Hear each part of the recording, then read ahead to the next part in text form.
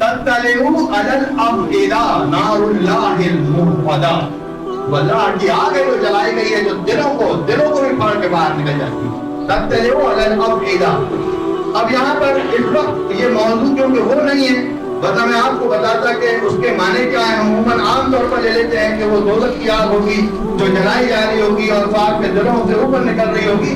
دوزخ کی آگ باہر سے کہاں سے لگتی ہے؟ دوزخ کی آگ تو اندر سے لگتی ہے۔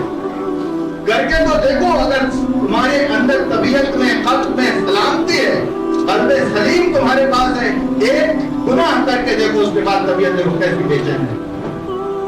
یعنی صحت مند آدمی بات ہو رہی ہے، بیمار کی بات۔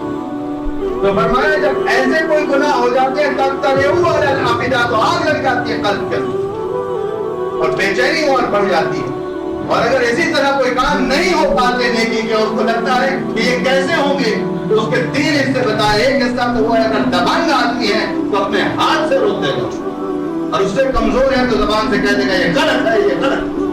اگر یہ بھی نہیں کر سکتا تو یہاں اٹھتا رہے گا کہ اللہ میں اس قابل ہی نہیں، مگر یہاں تو میں معلوم ہو کہ یہ چیز ٹھیک نہیں ہے۔ اگر یہاں سے بھی گیا تو فرمایا ایمان ندارت، ایمان ہے ہی نہیں۔